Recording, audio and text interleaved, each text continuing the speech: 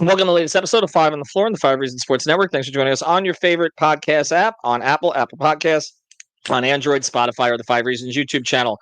You're going to want to subscribe to Off the Floor. That's our Discord server, $2.99 per month. Link is right here in the description.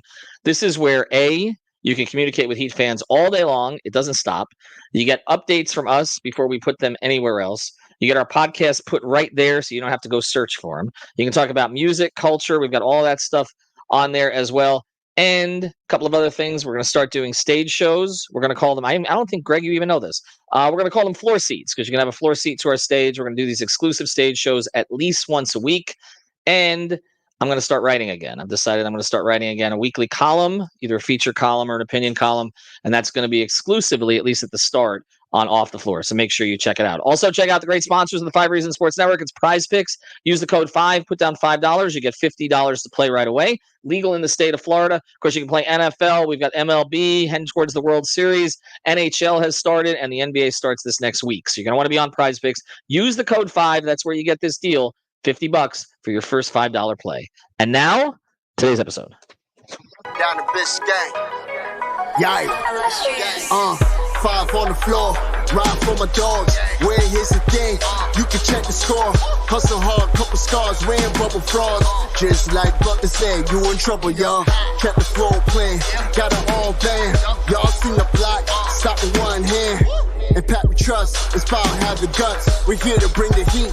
Y'all can hang it up. Welcome to Five on the Floor, a daily insider show on the Miami Heat and the NBA, featuring Ethan Skolnick, Greg Sylvander, and Alex Toledo, plus others from the Five Reasons Sports Network.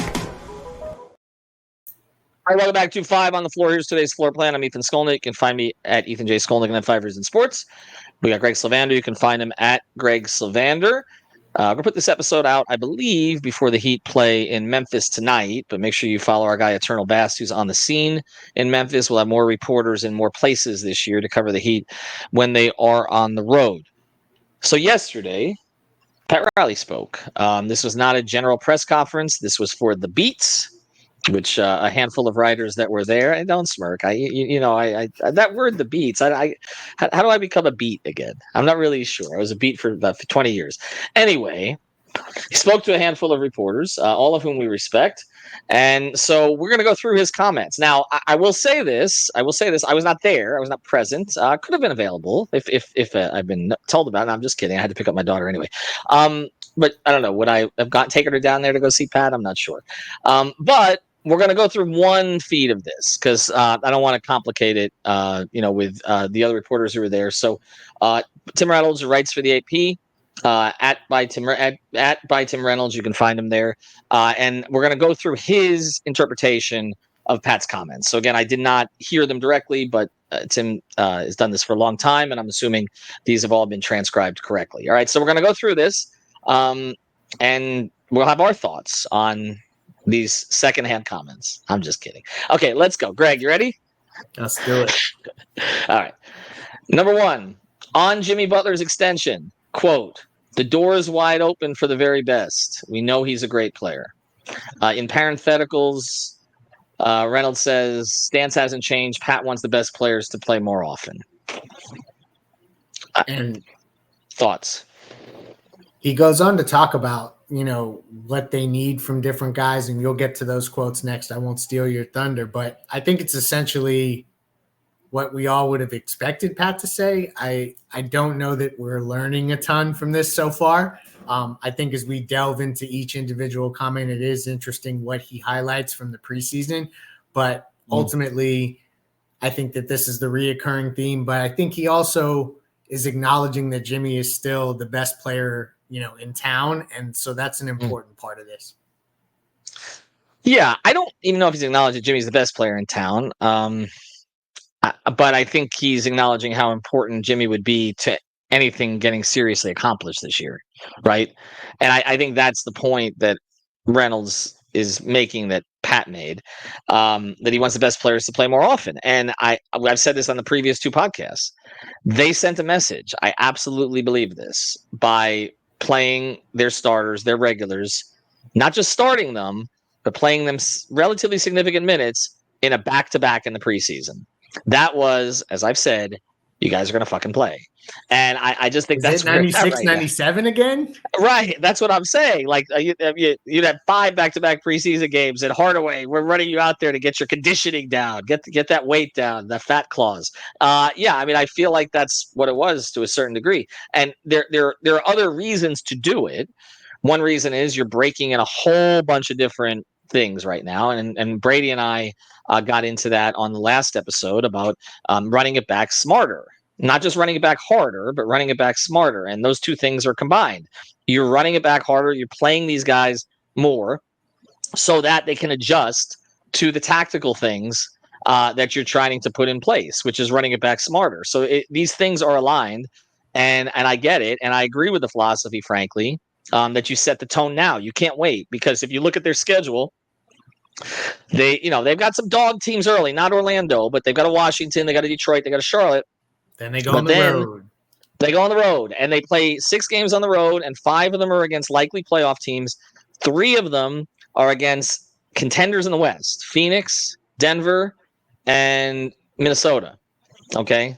On that trip, the front end of that trip, that could be an 0-3 start to that trip. All right? And they have Detroit, and then they get back-to-back, not back-to-back days, but back-to-back games in Indiana. And if you're tired at the end of a road trip, no, they could run you off the floor because of the style of play that they have. So you cannot wait. And I think that's why Eric has been so transparent and so intentional about what they're trying to do. And they have not hit anything. This is what we're doing. We're going to hit passing lanes on defense. No, we're play passing lanes on defense. We're avoiding the mid-range. We're getting layups and threes. And this is our starting lineup. These are all things that in the past they would have held this stuff back until later. They're not. So these things are combined. But as far as Jimmy goes specifically, I'll get to the second comment because this plays off of it. More on Jimmy. Again, this is from Reynolds. We need, I said, more people, our best people, the ones who are the highest paid people that have the most talent to be together on the court at the same time that I believe we can get, which is to win. And he's crucial to that. I don't have any argument with that. Now, the question was, at the time when Pat made his comments, how, first thing, the Butler camp was surprised by his comments because their belief was that the Heat understood most of the days that he took off. Okay. And that I was pretty much told at the time, and I've said this in other podcasts and on Off the Floor, that there were a handful of games that were kind of like Jimmy just doesn't feel it today.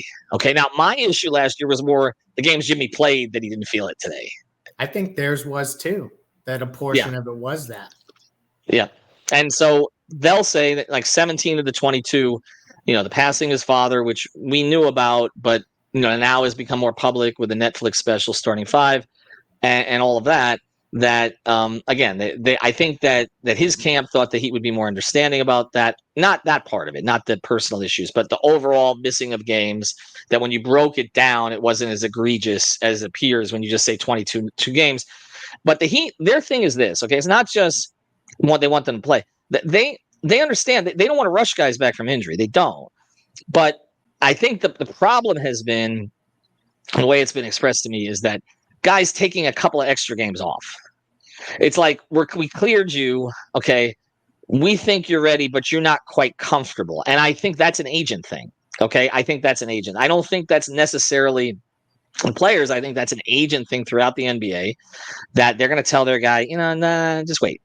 Overly protective. And look, last year, the Rozier thing, the Heat made a decision. They don't want to, this is too risky. You're talking with Duncan and with Rozier, this is a neck, this is a back.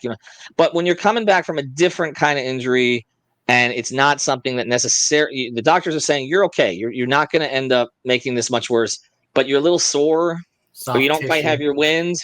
Right. Then it's like, okay, play. And I think, they don't want guys not playing because they're afraid of embarrassing themselves. You know what I mean? And there is some of that in the modern NBA, that guys don't want to play because they don't think they're at their best and they don't want to look bad. And the Heat are basically saying, nah, we don't give a fuck about that. We need you on the court. And so I get it. But I also get Jimmy's side on this about what he's done for the franchise and wanting extension. We've talked about all of this, and that, if they're going anywhere in the short term, they need him. I mean, that's just the reality. They need him.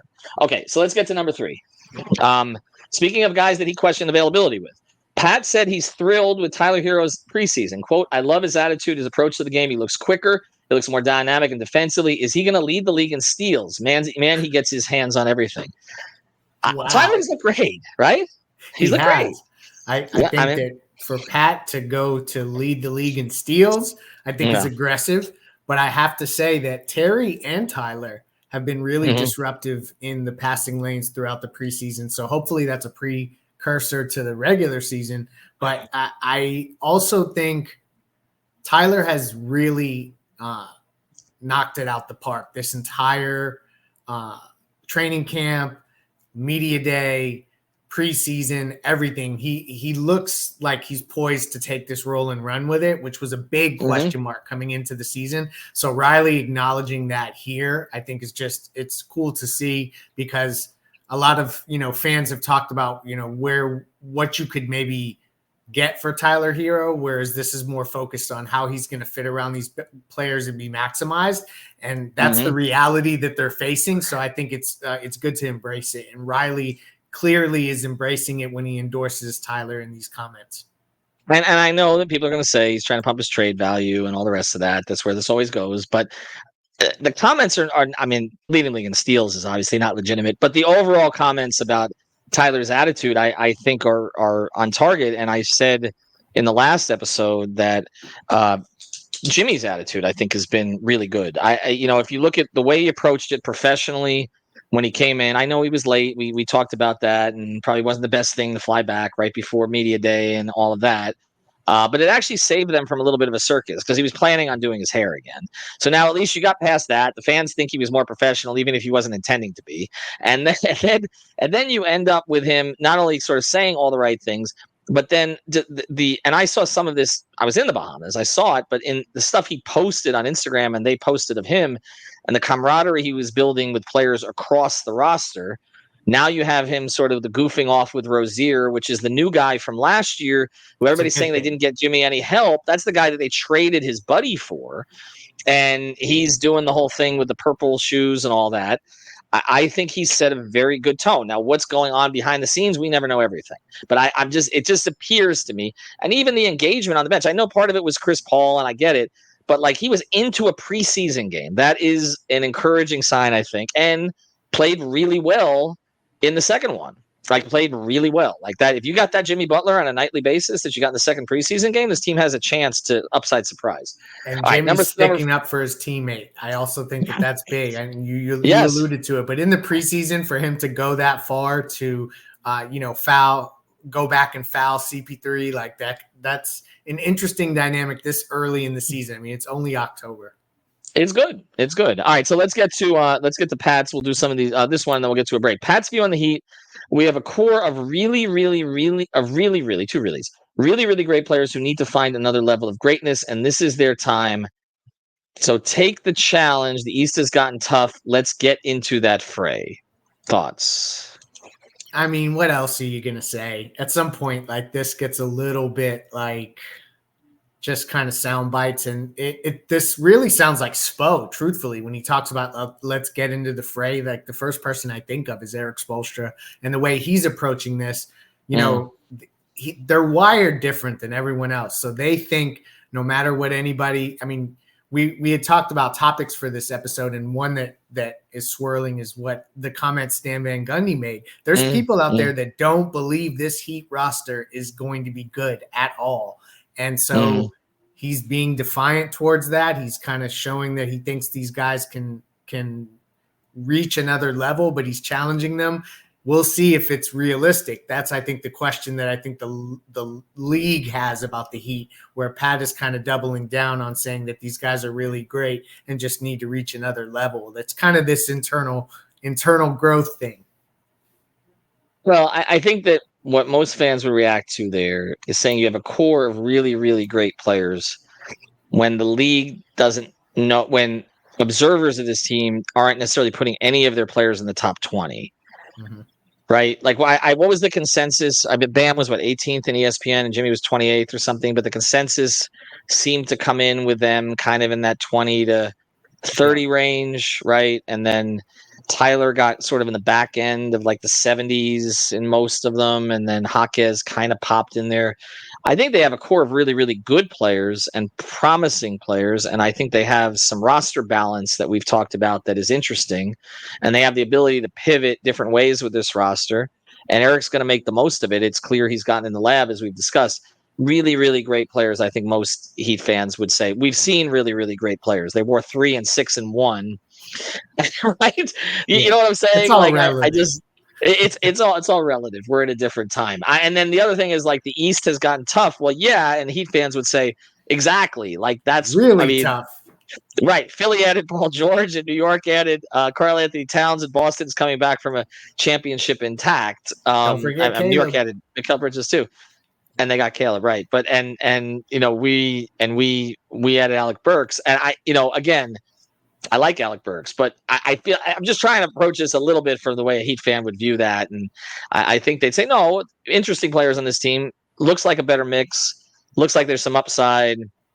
Really, really great is reserved for the guys that Pat has coached. A lot of them. If Bam takes the MVP leap, then that changes things. But obviously, that's really asking a lot of these guys, Jimmy and Bam specifically. But in this one, and then we will hit the break. Parity. There's a lot of parity, and we're right in the mix with everybody else.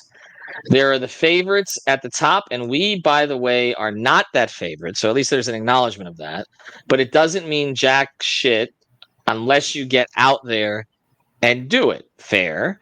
I think everybody thinks they're in the mix with Orlando, Cleveland, Indiana, right? Like that's the mix they're in. Tier they're in, and I think actually they may be on the back end of that tier in a lot of people's rankings, frankly. But I agree with him that that's essentially where you have to look at the upside is that there is parity, and if things break right and if they stay healthy to some degree, there is a chance that they could figure out, like I saw you say, they're a sneaky 4 seed. I think a 5 seed is something to think about. Like that's kind of what you're looking at here. And it's interesting to not hear him say immediately that we're talking about like championship contention. It's just interesting that it doesn't come up as forcefully when you talk about winning.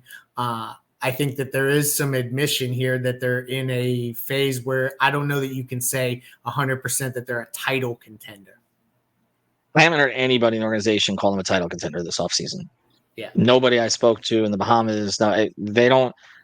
They're not foolish about this kind of stuff. They know what it looks like. I do think, like I said, they have left themselves with enough flexibility, and they have added to the roster smartly in some ways. And also, and this is probably another podcast that we should do, some things they didn't do this offseason that I actually think are gonna pay off for them. I know they tried to sign Caleb Martin to that number, and I'm a big fan of Caleb's. That I think would have been a disaster ultimately, particularly even in the short term. Like Jaquez gets more time now. And you see what Larson is, and there's an opportunity for him now. And this is not a championship contending team, as we said. So Caleb wasn't going to push you over the edge. And honestly, I think that his irresponsible agent did them a favor. That's where I'm at. And I like Caleb. And and then people can say, well, they should have traded him for a 2nd-round pick. We can have that argument. Okay. I don't think in the grand scheme of things that doesn't mean anything. But I think I said a while ago, they need to stop overvaluing their own development projects because they are so good at developing new ones. And they made the right call with Gabe, as it turns out, not to overpay there. They didn't know. They had concerns about his injury future, more so than they had with Caleb. And, I like Max a lot, but that was a lot of money. And now, you look at those 3 guys and you're like, okay. Possible. Right. So I think also they were, there was an opportunity to trade Duncan this offseason too, and that didn't end up happening. And I just think that as you look overall, I think they did fine with the moves that they didn't make. How long into this season, if the Bucks and Dame Lillard are not humming right along, figuring it out, do Heat fans start to think about, in retrospect, maybe the Dame trade was also a moment that that was a declining player that was just about to hit that peak and fall off the cliff as some of those guards do at his age. I think that that's an interesting thing that I'll be watching throughout this season. It's crazy for me to say that because I've been dying on this hill of that the Dame trade was the one that got away ultimately. But that's a scenario to watch there when we talk about things that didn't happen and the way that they'll impact the future. Yeah, no doubt. And I think that's the team in the East that's going to implode. That's just a prediction. You get past their roster, past like the number 2 or 3 spot on their roster, and I like the Heat's roster better. I just think that because I don't think Middleton and Lopez are anything close to what they were, and I like the Gary Trent acquisition. They had the line right, but I don't think that their roster. I mean, Giannis and Dame are going to have to do a lot of lifting, and I'm still not sure that it's a perfect fit for them or that Dame's even happy being there. But of course, we can't talk about that anymore because according to Bill Simmons, the annoying Miami media machine, he's got to be talking about Le Batard, not us, right? Like he's got to, right? He's got to be talking about Dan. Yes. I doubt he was talking to Maybe us. Barry's tweets. Could be. Probably. Yeah, he's probably talking about Barry and Dan. I don't know. Everybody on Twitter thought they were talking about us. So I don't know. We don't have that kind of power. Trust me. I did not stop Joe Cronin from trading anybody anywhere. His myopic nature did not anything to do with me. Anyway, and by the way on this, okay, why can't the Boston media? We should just a whole pot on this. Why can't the Boston media just admit? And they won a championship, so like they got Drew Holiday there, so everything worked out for them. Why can't they just admit that what the Heat had to offer?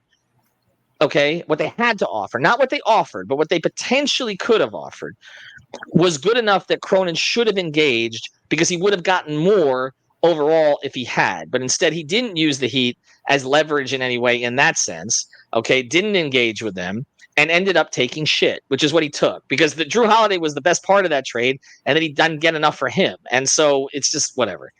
Jaquez and Nico would have been a runaway, landslide haul in comparison to what they have now. And I'm not saying, Greg, that I'm not saying that he would have traded either of them. I'm just saying, like, your role as a general manager is to engage anyone with whom there might be potential interest in your player to see how you can wring the most value out of it.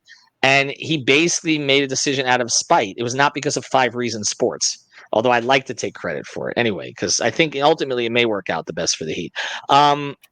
We got a sponsor. This sponsor, by the way, you're going to hear from them. I'm like defending the 5 Reasons Sports House now, but we're going to have a sponsor called the Real Estate Shop. And they're going to sponsor a segment every post game when the regular season starts called Defending the House. So we'll begin bringing you the defensive player of the game or the defensive play of the game, the defensive sequence of the game, whatever it is. And that's Javier Iglesias and Amanda Martin. You can find them at Real Estate Shop. That's with 2 P's in the realestateshopfl.com. That's realestateshopfl.com or the Fort Lauderdale Realtor on Instagram. Javier and Amanda, they help buyers and sellers in real estate. They're nimble and protective of their clients. They service the entire Tri-County area. That's Broward, Miami-Dade, and Palm Beach with a proven on-market strategy. The Real Estate Shop sellers earn the most money in the shortest time frame because they've got a deep understanding of the local market.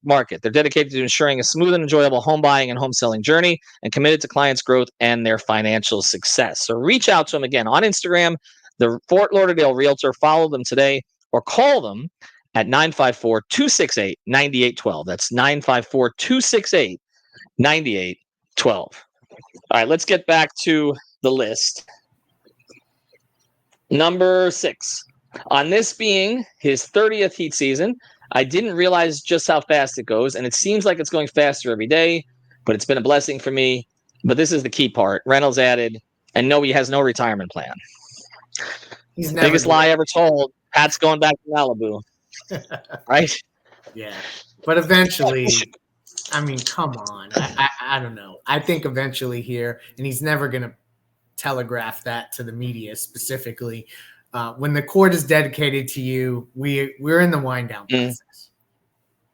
Well, and that's you and I talked about that on the podcast, and we really we probably should clip more of that podcast because I thought we both had some really I don't know some we looked at this a little bit differently than I think a lot of people did, which is that Pat has basically set up the future by empowering these folks like Andy, Adam, and Spo in particular, and Zoe, and just this whole group to carry on the philosophy without having to do it his way, if that makes sense. Like he's given them all a voice. And somebody asked us on Discord, somebody asked him on Discord, or I asked him on Discord about like, how is this going to be different from, say, like what happened with New England? Like all of Belichick's disciples have failed, right?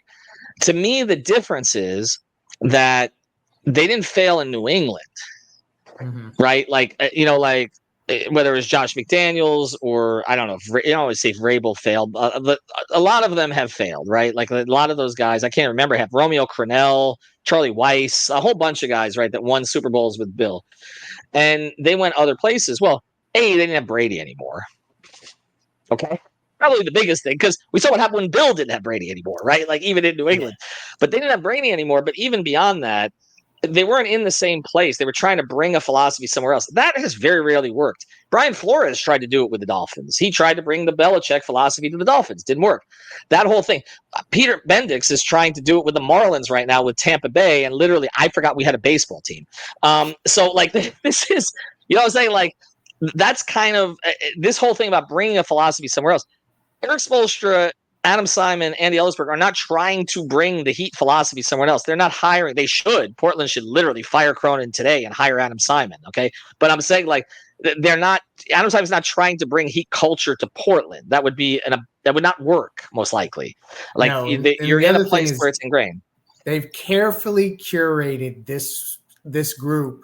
And there's other guys that have taken interviews elsewhere. And then there's certain guys that you don't hear get a bunch of interviews necessarily. And I think that that's not by accident. And so the group that they have is well-rounded. And I think it's who they've really honed in on to take that legacy and run with it when Pat is finally not the, head decision maker. So I don't know. I think that it is an interesting conversation but he's never going to say that there's a retirement plan in place. No, and that's why I want to skip to number 10, and then we'll go back to 7 through 9. On his name going on the Heat court near the logo, Jerry West, it's right below the logo. That makes me feel even better about it. Not a bad place to have someone looking over you. And we talked about Jerry West on the Riley podcast we did, which is that, Pat's the great thing about this for Pat is that he's here where he built it. In one of the three places that obviously he contributed greatly, but he built this. Like New York, he was trying to revive it. He gave them some moments, obviously a finals appearance. The Lakers, you can argue whether the Lakers would have been the Lakers without Pat Riley. We'll never know. I mean, Showtime, obviously him loosening the reins, turning it over to Magic and all that, but they also did have Magic and Kareem. I kind of feel like at some point they might have figured it out. But here he built this, and Jerry West did not. He gets in Miami. He gets it, and Jerry West, unfortunately, and a beautiful article was written by Baxter Holmes about this. I mean, he never really got the send off with the Lakers that he wanted. It had to be with the Clippers, and that's just a different deal. That would be like saying Pat gets a send off with the Magic. Like it's just it's what I'm saying. So it just doesn't quite feel right. And I think this all worked out pretty well. And all right, so let's get to these three quickly. More on Jimmy the Revelation. He lost his father last season. He had a very difficult year last year. We all knew about it. It takes a toll. We've covered that quite a bit. On Bam, the expansion of his game, ball handling. It's a testament to Eric. Ever since we got Bam, his role was expanded to where he's a very important cog in our offense. And I do believe it will continue to improve. If that 3 goes down, it just opens up our game. I would recommend for that you follow, you check out the episode that Brady and I did just a couple days ago about, running it back smarter. Because we got into even Tyler talking about some clips from Tyler on there, talking about Bam's 3-pointer and how that opens up the game. So we discussed Bam plenty. But let's close here with Spo. On locking up Spo for 8 years. He deserved that. We all knew it was coming. We wanted to keep him without a doubt, and we paid him. I think the market value, he's an exceptional coach, great teacher to our players, and probably a better teacher to all the coaches. That last line is important to me, especially with the promotion of Chris Quinn this year, where it feels like, Greg, not just like the roster has a flexibility to go different directions here in the future, and the front office has a flexibility to go different directions in the future. the coaching staff has the flexibility to go a different direction in the future. That if Spo decides he doesn't really want to travel anymore, doesn't want to deal with some of the things that come with coaching a team and being in front of the media on a daily basis, all of that stuff, which can be exhausting. He's now done it since 2008. I mean, it's a long time. He and I were both young men at that point. I just, I think now they've kind of set the stage where, it's pretty clear who the next guy would be. And so I think that idea of teaching the other coaches, and that's another thing. If Chris Quinn went to the Chicago Bulls, he probably would not have the same success as if he becomes the head coach of the Miami Heat, because I do think you're better where the philosophy is ingrained on a daily basis, not where somebody is trying to bring it. So I thought that was an interesting comment as well. And the last thing that jumps out at me is, it's funny that Pat snuck this in. He said we wanted to keep him without a doubt, and we paid him, I think, the market value.